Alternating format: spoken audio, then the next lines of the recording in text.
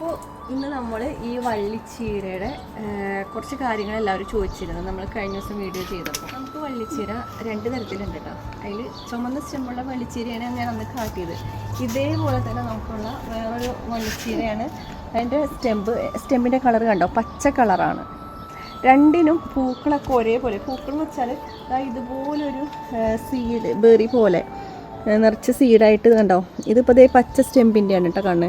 ഭയങ്കര കളറാണേ. അപ്പോൾ ഇത് നാച്ചുറലായിട്ടുള്ളൊരു കളറിന് വേണ്ടി ഉപയോഗിക്കാമെന്നല്ലാതെ ഈ സീഡിൻ്റെ ഈ പൾപ്പിനൊന്നും നമുക്ക് വേറെ ഉപയോഗങ്ങളൊന്നുമില്ല. ഇത് ശരിക്കൊരു കളറിന് വേണ്ടി മാത്രം ഉപയോഗിക്കും. പിന്നെ പ്രധാന ഇൻഫർമേഷൻ എല്ലാവരും ചോദിച്ചത് പറയാനുള്ളത്, നമ്മൾ ചീര എങ്ങനെയൊക്കെ ഉപയോഗിക്കാം അതേപോലെയൊക്കെ നമുക്ക് ഈ വള്ളിച്ചീരയുടെ ഇല നമുക്ക് ഉപയോഗിക്കാം.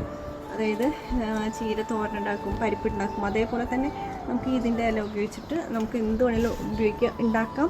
ഒരുപാട് ഗുണങ്ങളുണ്ട്.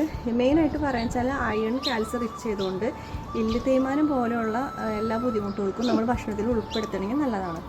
പിന്നെ കുട്ടികൾക്കൊക്കെ ഭയങ്കര ഇഷ്ടമാണ് നമ്മൾ ബജിയായിട്ട് ഉണ്ടാക്കിയിട്ടുണ്ടെങ്കിൽ. പിന്നെ നമ്മൾ എങ്ങനെ നട്ട് പിടിപ്പിക്കുക എന്നുള്ളത്. ഇപ്പോൾ ഈ സീഡ് എവിടെ വീണാലും പെട്ടെന്ന് കിളിർത്ത് നമുക്ക് തൈകളുണ്ടാവും കേട്ടോ. പിന്നെ നമുക്ക് ഇതിൻ്റെ സ്റ്റെമ്പ് കുത്തിയിട്ടാണെങ്കിലും ഉണ്ടാവും. അപ്പോൾ യുഎനെ സംബന്ധിച്ചിട്ട് നമ്മുടെ ഓഗസ്റ്റ്, സെപ്റ്റംബർ ആ ഒരു മന്തൊക്കെ ആകുമ്പോഴേക്കും ഇത് കംപ്ലീറ്റ് ഡെഡാവും. അപ്പോൾ ഇവിടെ ഇപ്പം ഇനി ആർക്കെങ്കിലും നടണമെന്ന് ആഗ്രഹിച്ച് വിത്തിട്ടാലോ അല്ലെങ്കിൽ സ്റ്റെമ്പ് പിടിപ്പിച്ച് നടാനോ ഇപ്പോൾ നോക്കണ്ട. അതായത് അത് വളർന്ന് വലുതായി വരുമ്പോഴേക്കും ഇവിടുത്തെ ഒരു സീസൺ ചേഞ്ച് ആവേണമല്ലോ. അപ്പോൾ ഒരു സെപ്റ്റംബർ, ഒക്ടോബർ ഒക്കെ ആകുമ്പോൾ വിത്തൊക്കെ തനി ഇപ്പോൾ ഇഷ്ടംപോലെ ഇവിടെ കിളിർത്ത് വരുന്നത് കാണാറുണ്ട്. അപ്പോൾ ആ സമയം ആകുമ്പോൾ എല്ലാവരും പിടിപ്പിച്ചിട്ട് ഉണ്ടാക്കിയാൽ മതി യുഎയിൽ കേട്ടോ. അതേസമയം നാട്ടിൽ എനിക്ക് തോന്നുന്നു നല്ല ലാസ്റ്റിംഗ് ഉണ്ടാകും. 1-2 വർഷമൊക്കെ ചിലപ്പോൾ വളർന്ന് നല്ല ഭംഗി